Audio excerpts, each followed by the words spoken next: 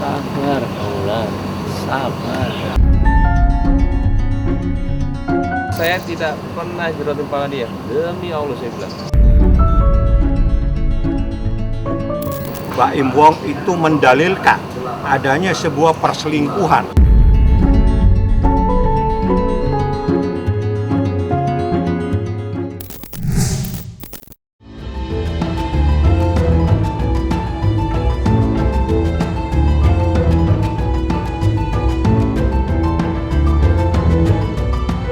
Sidang cerai Baim Wong dan Paula Verhoeven masih bergulir di Pengadilan Agama Jakarta Selatan.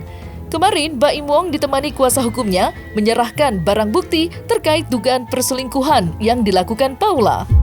Usai persidangan, Baim mengklarifikasi terkait video kedua putranya yang menangis menolak bertemu dengan ibunya, dalam hal ini Paula.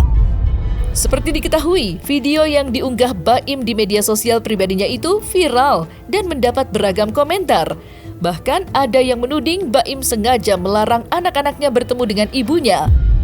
Atas tudingan itulah Baim akhirnya buka suara dan menjelaskan situasi yang sebenarnya, yang tidak banyak orang tahu apa yang membuat kedua anaknya takut bertemu dengan Paula. Enggak, bukan kayak gitu. Sama papa kok, nggak jangan takut. Sama papa. Sama papa sayang. Mama tuh kangen, nggak boleh gitu. Sama papa beneran sama papa. Sini. Yuk kita ke mama yuk. Yuk. Udah berapa hari ini belum ketemu. Jadi kita lihat dulu, kalau nggak ada nanti sama papa lagi. Yuk. Mama cuma perlu dipeluk doang, kasihan mama dong. Kakak sama mama ya, udah biarin aja papa kerja. Nanti kita Ya udah. susul papa, oke? Kasih bilang mama benar, takutnya papa dikira ngambil anak sayang. Papa nggak mau dibilang itu. Kok gitu sih kamu? Aku nggak mau Cika. Aku nggak mau Cika. Mana ada cikanya? Kamu nih, kamu ngapain marah-marah depan anak sih? Kamu ngapain marah-marah? Tuh lihat tuh. Pada trauma semuanya. Kamu kok jadi gitu sih sama anak? Kamu kok kayak sama anak kayak begini sih?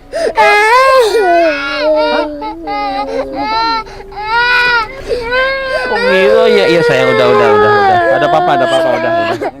Udah ada papa. Itu yang saya bingung sampai sekarang. Iya loh, kalau ketemu Paula takut banget apa yang dia lihat. Kenapa? Ini sudah ada forensik anak. Ada videonya, ada video. Forensik anak itu disumpah sama negara tidak boleh meyang kemana-mana. Dan dia melihat sendiri kondisi anak seperti apa. Dan ini anak psikis mentalnya sudah kena. Dan saya juga nggak tahu, setiap assalamualaikum Paula takut anak saya. Dan semua videonya saya nggak ingin buktikan, enggak. Saya cuma pengadilan lihat. Saya nggak ngada-ngada. Video ini saya akan kasih. Kalian akan lihat bagaimana saya sama anak. Dan maaf, ada video bagaimana Paula sama anak. Tapi maaf banget. Kenapa saya harus kasih liatin? Udah, tapi ini video saya keluarin buat membela saya di situ aja. Saya tidak pernah mengajarkan anak saya untuk membenci ibunya. Enggak. Mau sumpah apa? Mau orang tua saya nggak selamat masuk surga, saya jangan itu. Orang tua saya nggak mungkin masuk surga kalau saya begitu. Aku kadang-kadang suka bingung, kadang-kadang ini ngapain gue di sini? Gue berkali-kali Paula nganterin anak ini untuk supaya sama elu. Sampai bingung, maksudnya semua diputar balikan, serasa saya itu yang paling jahat. Dan di pengadilan saya juga bilang, saya sekarang mikir gimana caranya anak dekat sama ibunya. Dan pas waktu forensik anak juga, saya pengaduannya ke mereka, tolong deketin anak sama ibunya lagi. Dia pun kaget, bukannya saya itu seperti mau, tolong dong ini bantuin gua untuk ini. Enggak, tolong dong deketin anak sama ibunya. Bisa ditanya semuanya. Tapi anaknya yang tidak mau. Anak ini selalu dijadikan sebagai objek dalam persoalan ini. Balik lagi, please lah, Paula. Kita tahu kok apa yang terjadi benar-benar. Udahlah, yuk, dengan anak, please, udah itu aja. Gak usah saya benerin lagi. Kamu ini nggak perlu. Udah, stop mikirin anak. besarin anak baik-baik berdua, udah berdua, yuk udah itu aja kalau saya. Tiba-tiba nggak pernah ngelarang, kamu bilang di luar 1 bulan nggak boleh ketemu, 2 bulan nggak boleh, 3 bulan, 4 bulan, 5 bulan, 6 bulan, setiap orang ketemu sama dia, gue nggak boleh ketemu sama anak gue 6 bulan, kan ya nggak gitu juga. Saya sampai yang Mbak Im juga cerita juga. Jadi gini Mbak, namanya kembali lagi anak kecil dan yang seumuran segitu ya. Jadi pada waktu itu ibunya itu datang, terus ibunya bilang, ini saya versi Mbak Im ya pemirsa ya semuanya. Kiano gitu, kemana kok pergi? Masuk kamar si kakak, masuk kamar. Si Kenzo masuk pergi gitulah. Terus si adik juga juga nangis.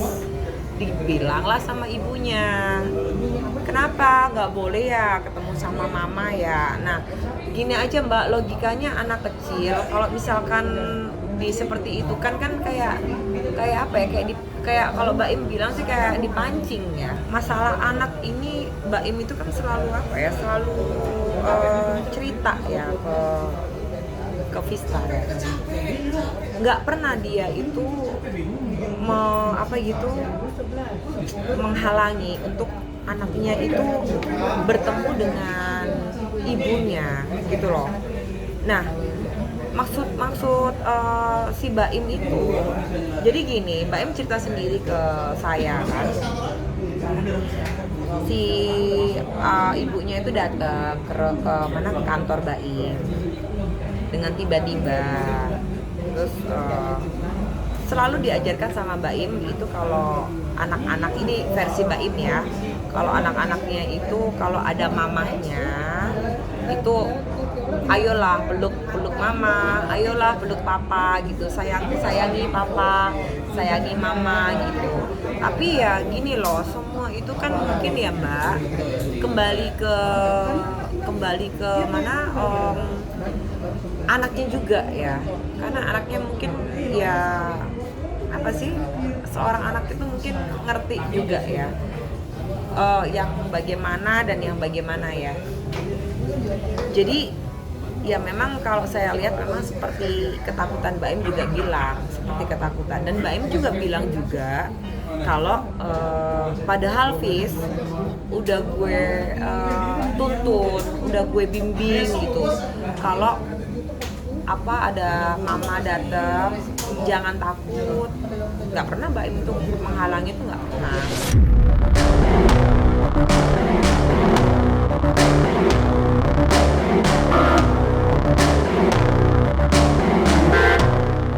Selain video, beredar pula rekaman pertengkaran antara Baim Wong dan Paula yang diunggah pada 1 Maret kemarin. Dari rekaman suara tersebut, tampak Baim kesal dengan tindakan Paula yang sepertinya sengaja mencari kesalahan Baim. Atas tindakan Paula itulah Baim menegurnya dan meminta bertindak sewajarnya, terutama pada kedua anaknya yang takut dan menolak bertemu dengannya. Dari rekaman suara itu pula, sama sekali Baim tidak menjauhkan kedua anaknya dari Paula. Sebaliknya, Baim mendorong Paula dan akan membantunya agar kedua anaknya dapat menerimanya. Dan berikut penjelasan Baim terkait perselisihannya dengan Paula mengenai anak-anaknya. Lu ajarin yang bener juga. Orang gua udah bela-belain dia gimana. Gak apa-apa, gue juga gak kemana-manain. Lu juga gila sih kadang-kadang. Kalau CCTV juga lu gak hapus juga gak gimana-gimana. Udahlah, kita gak pakai buat apa-apa kok. Ya enggak pakai buat apa. Bonding lah yang bener anak kayak gimana. Dewasa lah dikit jadi orang, gak usah bukti-bukti terus. Lu di sini cuma nyari bukti-bukti doang. Apa sih? Ini kita beneran mau deketin kamu sama semuanya, bukan mau ngejauhin. Loh, lu nggak ngerti sama semuanya. Suruhlah dia nih berdua nih ikut di pengadilan, lihat bukti semuanya. Gimana sih? Nggak ngerti apa-apa. Kesini cuma kayak begini doang, nyari bukti. Lu nggak ngerti apa-apa berdua. Oh ini suruh dia doang, udah tahu dia begitu. Bonding yang bener sama anak, gua bantuin. Anaknya nggak berkesan. Loh iya nggak, bonding yang bener lah, gua bantuin kok. Bukan mau ngejauhin ini. Bisa ngomong nggak? Tadi kan aku mau ngomong sama anakku gitu. Lalu jelasin saja. Nggak usah kayak gitu-gitu lagi sekarang. Yang bener aja jadi orang. Lah, emang gua ngapain? Gua nggak ngapa-ngapain. Udah lah, kita tahu permainan lu, udah lah. Yang paling benar, udah yuk. Udah, nggak ada Gua nggak mau apa-apa. kesana, mana anaknya Nggak ada, lagi? pokoknya gua sama lu nggak ada apa-apa, beneran. Gua bantuin lu, gimana sih? Tapi jangan kesini drama-drama lagi. Ini buat lu, bukan buat gue. Nah, udahlah, udahlah. Ya. Pokoknya sekarang gini. Ya udah, pokoknya sekarang gini. Yuk, kita pokoknya sekarang gini. Udah, sabar. Jadi gini, yuk. Ayo dong. Buat anak-anak nih, buat kamu juga, ya. Ya udah, stop drama. Udah, lu sebenarnya mau bonding beneran atau mau cari masalah terus dengan bukti-bukti yang lu selalu rekam? Setiap dia ke sana, dia selalu video dari mulai sampai sekarang. Dan Kiano sama Kenzo didikte sama dia. Kiano kenapa? Udah, 1 Maret baru begitu lagi. Kiano, satu dua-duanya nggak mau. Saya juga, Kiano jangan salam dong, nggak boleh. Saya itu setiap hari selalu mau anak itu ke ibunya. Saya sampai bingung sampai sekarang di pengadilan semuanya tahu apa yang saya lakuin ke anak saya. Sabar Paula, sabar. Yuk sama-sama besarin anak, sabar. Saya selalu bilang sama dia, sabar. Saya nggak tahu lagi saya harus bicara bagaimana sama dia, beneran. Sampai detik ini saya ngelihat itu kalau postingan, saya cuma bisa diam. Dan saya kalau kayak gini tuh ingat sama papa saya. Kenapa? Papa saya itu depan TV terus. Dia sakit juga gara-gara dia selalu melihat berita. Saya tuh sampai kalau ke rumah, Pak, jangan nonton TV dulu ya. Dia bilang, jangan ya. Papa saya tuh kalau sama Paulo, ya Allah, tapi saya selalu melihatnya kayak semuanya itu. Saya sampai kadang-kadang juga, ya Allah, saya bilang, tidak apa-apa lah. Insya Allah mudah-mudahan kalau saya itu Allah Maha Adil buat saya itu aja. Kiano, ya selalu sayangin mama ya. Kalau saya begini tiap pagi, tiap bangun saya begini, saya selalu diajarin mama saya antara gini atau nggak belakangnya. Jadi anak soleh, jadi anak pintar ya. Sayangin mama papa ya. Papa, nggak boleh. Sayangin mama ya. Tiap hari. Takutnya kalian yang tambah benci sama Paula. Saya nggak mau juga. Tolonglah, kita juga keluarga, butuh privasi juga. Karena kalau saya detail ceritanya, akan kasihan Paula juga. Saya nggak bisa. Kasihan. Ini sebenarnya karena kita public figure, jadi masalahnya kemana-mana, ketahuan sama semua orang. Jadi saya bingung sebenarnya, saya harus speak up atau enggak. Sama seperti sekarang, saya salah atau enggak ngelakuinnya. Cuman bismillahirrahmanirrahim, saya lakuin ini semua izin Allah. Ya pada prinsipnya ya, itu bagaimana ke orang tua itu bisa saling memberikan suatu perhatian kepada anak-anak mereka. Persoalan status itu persoalan status. Ya namanya anak-anak itu jauh lebih penting. Lanjutan sidang perceraian Baim Wong yang bergulir di Pengadilan Agama Jakarta Selatan, Baim membantah dengan tegas dugaan KDRT yang sebagaimana dituduhkan oleh pihak Paula. Sidang yang berlangsung cepat itu sendiri tidak dihadiri oleh Paula, sementara Baim datang ditemani kuasa hukumnya untuk menyerahkan barang bukti yang sempat tertunda. Adapun barang bukti berupa video itu merupakan barang bukti jika istrinya Paula telah berselingkuh dengan seorang lelaki di suatu tempat. Sampai dengan saat ini, Baim konsisten dengan gugatannya jika istrinya telah berselingkuh. Dan berikut keterangan Baim dan kuasa hukumnya saat ditemui awak media. Dia ngomong saya KDRT, saya keluarin tadi sana dan di play selama 34 menit. Video itu adalah 1 menit setelah kejadian yang dia bilang itu adalah, saya bilang jerotin pala waktu itu. Iya, saya bilang saya tidak pernah jerotin pala dia. Demi Allah saya bilang, sumpah demi Allah aku nggak pernah minta sama kamu. Sumpah dan aku nggak pernah 5 tahun sama kamu, nggak pernah ngapa-ngapain kamu untuk main tangan apapun itu. Kamu berani ya? Ingat, kamu pakai hijab. Kita juga semua sudah tahu. Kamu pakai hijab ketika masalah ini ada. Berani enggak? Yuk. Ingat, kamu kenal Ustadz. Dosanya gimana? Dia ngomong. Juni 2024. Sumpah demi Allah, kamu jodoh di kepala aku. Hah? Saya di situ di Juni 2024 bilang sama dia, Paula, ini udah gimana? Kita berdua tahu apa yang terjadi di sana. Kamu menghalalkan semua cara untuk bisa menjatuhkan aku. Mulai sekarang, aku nggak mau ketemu kamu lagi, nggak mau ketemu kamu lagi. Aku nggak mau untuk tidur di atas saya. Saya masih tidurin anak waktu itu, bolak-balik ke kantor. Saya nggak mau, karena kamu cuma begini aja untuk tahu kesalahan saya. Itu kita menyerahkan bukti yang tertunda yang seharusnya kita serahkan dalam persidangan minggu lalu, baru saya serahkan tadi, yakni video itu untuk mengungkapkan sebuah kebenaran. Yang terpenting di dalam perkara ini, Baim Wong itu mendalilkan adanya sebuah perselingkuhan, adanya seorang wanita yang berduaan dengan seorang laki-laki yang bukan muhrimnya di suatu tempat, dan itu tidak dibantah. Artinya secara diam-diam persoalan tersebut dibenarkan, dan orang yang disebut-sebut tidak pernah dihadirkan di dalam persidangan ini untuk menyatakan bahwa tidak pernah ada persoalan perselingkuhan di antara mereka berdua. Itu adalah fakta persidangan yang hari ini adalah sidang yang terakhir. Adanya dalil seorang wanita berduaan dengan laki-laki yang bukan muhrimnya di suatu tempat. Sidang selanjutnya tanggal 21, mohon maaf kalau nggak salah, hari Jumat ya. Tanggal 21 ada pemeriksaan setempat atau mendatangi tempat Tiger Wong. Dia ingin melihat untuk bertemu dengan kedua anak Baim Wong.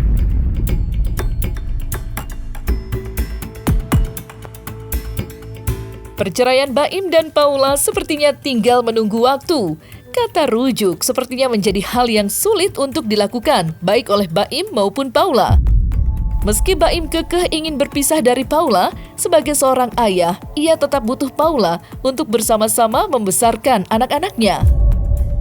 Memang tidak dapat dipungkiri, belakangan ini Baim dan Paula tengah terlibat perselisihan mengenai tindakan Paula yang menuding Baim sengaja menjauhkan anak-anak darinya, bahkan melarangnya untuk bertemu.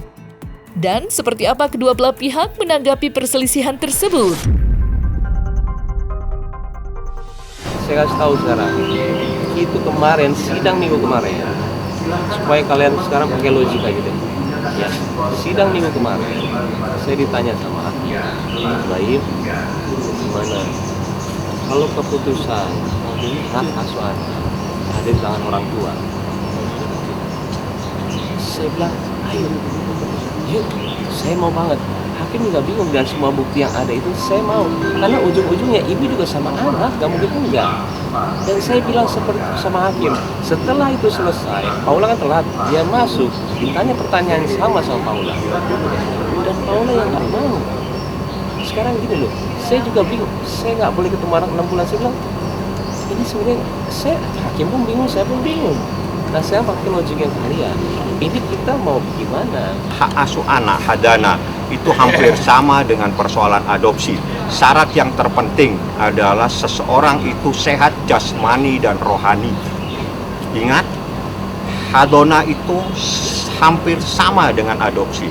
Perbedaannya kalau hadona itu kepada keluarganya, ayah atau ibunya, sedangkan adopsi bisa kepada orang lain. Syaratnya sama, adalah sehat jasmani dan rohani. Apabila salah satu tidak sehat, atau jasmaninya atau rohaninya, dia tidak punya hak untuk mendapatkan hak asuh terhadap anak. Ini kan ada semacam perbedaan posisi pada saat ini yang tidak akan menafikan keutamaan dari anak. Jadi itu aja sih permohonannya, agar kami doakan dan ini menghasilkan suatu hal yang terbaik, tidak hanya kepada orang tua, tapi juga lebih penting adalah kepada anak-anak. Baimnya 90% dia di pihak yang benar, makanya gue bela Baim, karena nggak ada celah untuk menyalahkan Baim ya. Paula please, lo nggak usah drama, gue tahu ya, Paula please nggak usah drama ya. Nggak ada, Baim itu nggak ada ya. Nggak ada KDRT lo ya. Baim tidak ada KDRT lo. Baim itu nggak bakal merujuk. Kalau Baim rujuk gue telinjang bulat di Monas tuh. Tuh keluar.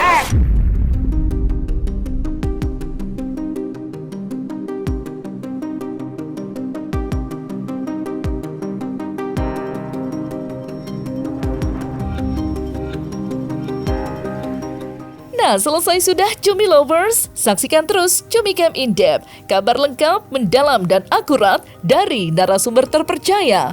Dan jangan lupa untuk like, subscribe, dan juga share channel YouTube Cumi Cumi.